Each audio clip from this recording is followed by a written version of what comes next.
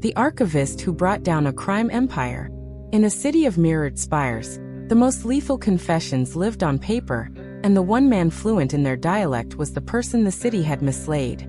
Silence did not vanish in the city municipal archives. It stacked itself in layers. A breath thin were from the drying units. The shy settling of buffered folders inside gray archival cartons. The click-tap cadence of Arthur Pym's brogues rolling down a corridor that had learned his gait 37 years ago. He belonged to this underworld of labeled shelves and temperature charts as surely as ink belongs to fiber. Above ground, the metropolis reinvented itself every quarter. Down here, meaning arrived in call numbers, accession slips, and the strict grammar of provenance. The air had the pale sweetness of cellulose aging with dignity, and the oil and metal hush of carriage tracks.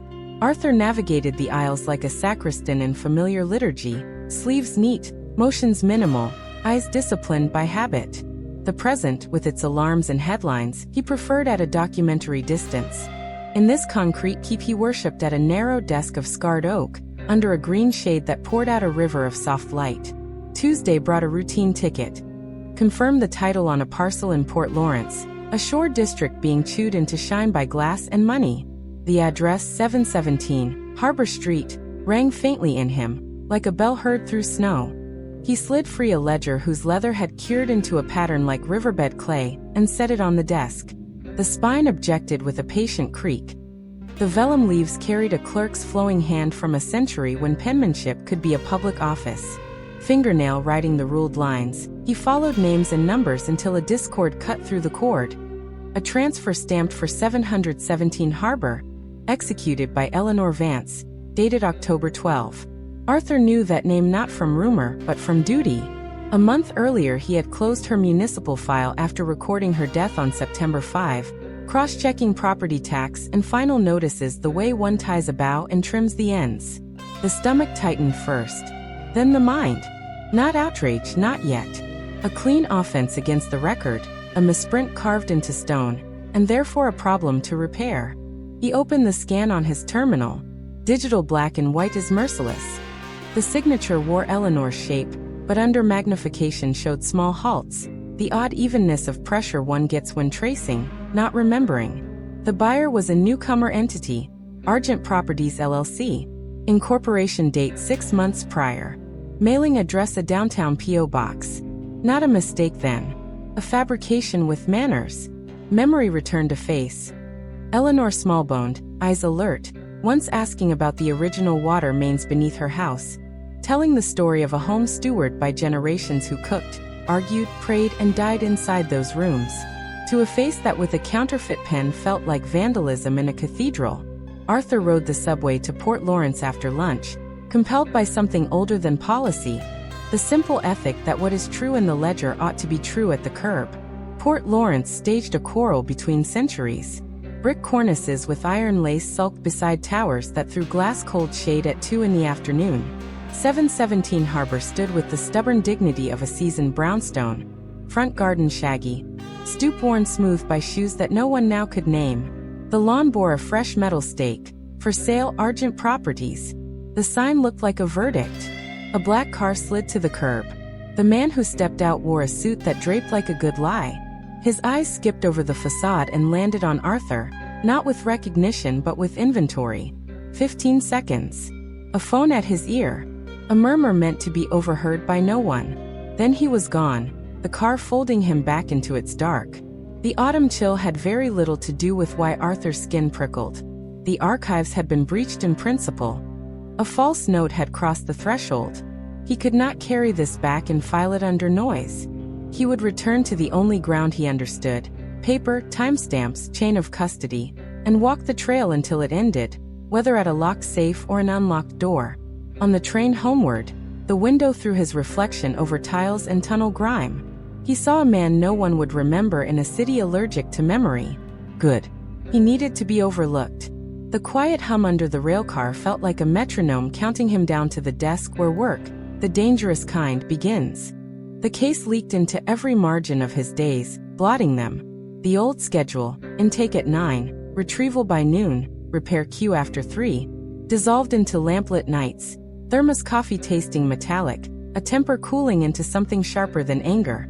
Arthur reframed the city as a layered record and himself as its most patient reader. Argent Properties sat at the center of his compass rose. First pass. Cross-reference the LLC registry with licensed notaries. The stamp below Eleanor's name belonged to one Gerald Finney.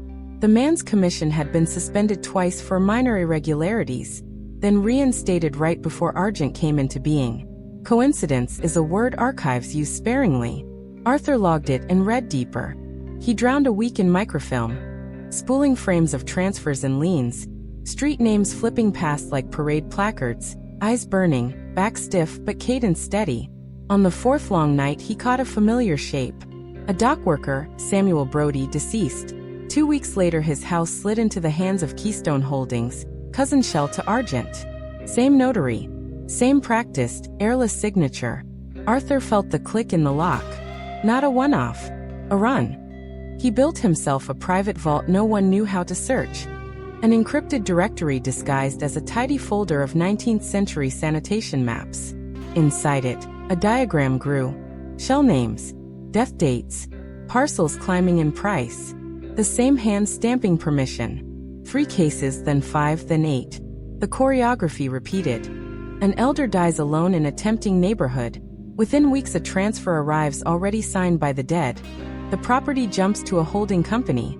The block begins to tilt toward the kind of luxury that calls itself inevitable. The architects left no names on the dance card. But anyone who works with paper knows that even ghosts cast shadows.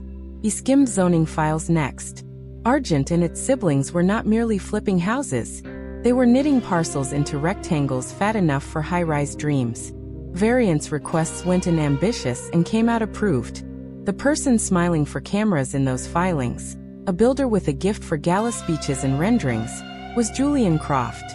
Magazines called him a visionary for turning forgotten quarters into districts with names that sounded like beverages.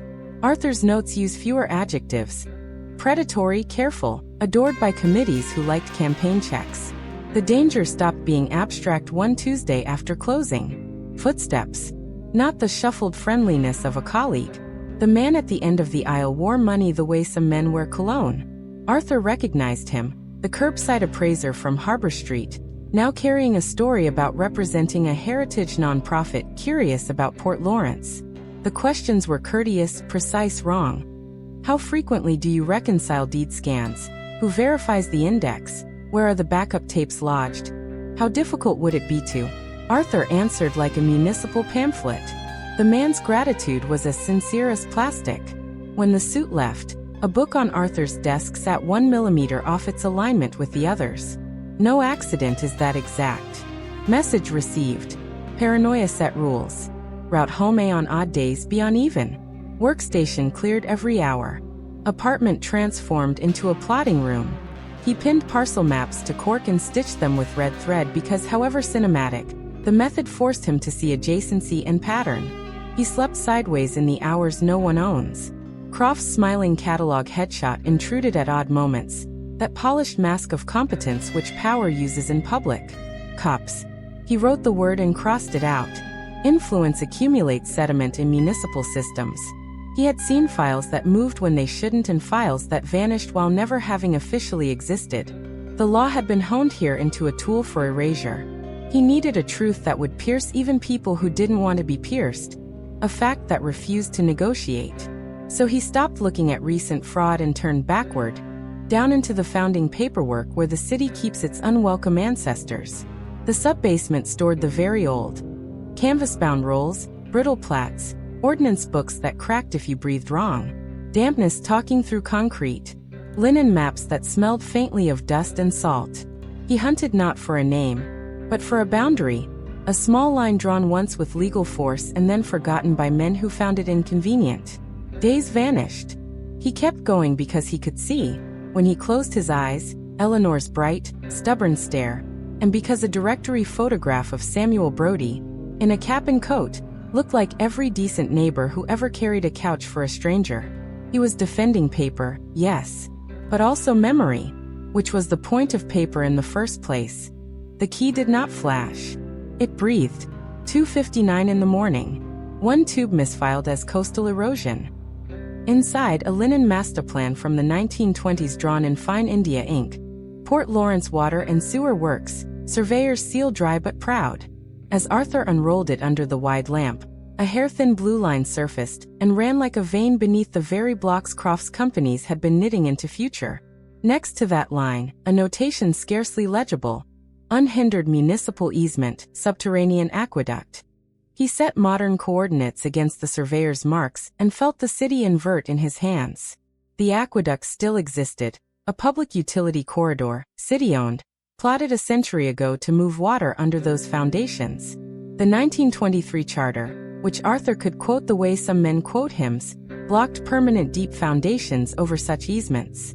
Every variance Argent had floated depended on surveys that politely forgot this artery. Croft hadn't only forged signatures. He had built a golden staircase on a lie the size of a street. That is the kind of truth that does not argue. It knocks. Delivery would be the most dangerous act. The official routes were compromised by favors and fear. Arthur could not be the face. Anonymous is a preservation strategy. He photographed the linen at high resolution. Every scratch and flourish, the municipal seal captured like a thumbprint.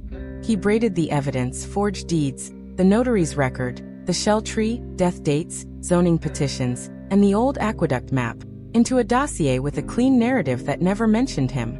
He chose a newsroom with a reputation for long-form investigation and a spine for source protection. At a distant branch library he did not use, on a public machine he would never revisit, he dropped the encrypted file into their secure chute.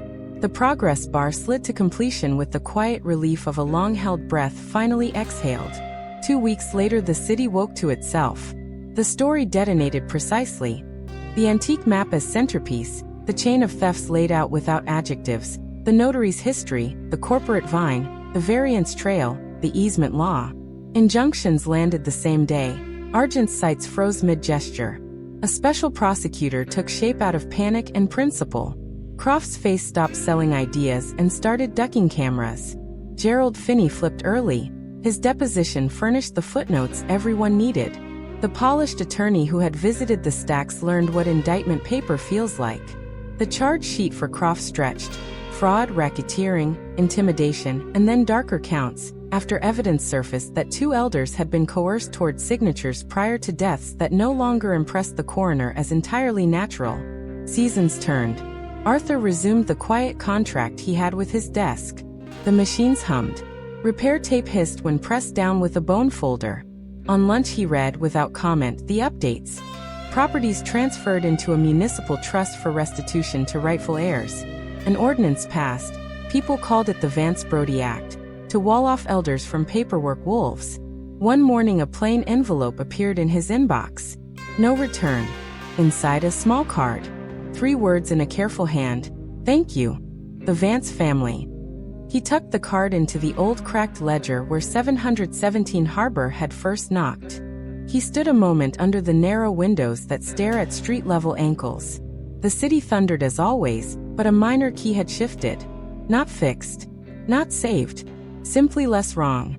Satisfaction arrived without fanfare, as solid as the slab under the building. He had not sought applause and would have wasted it if offered.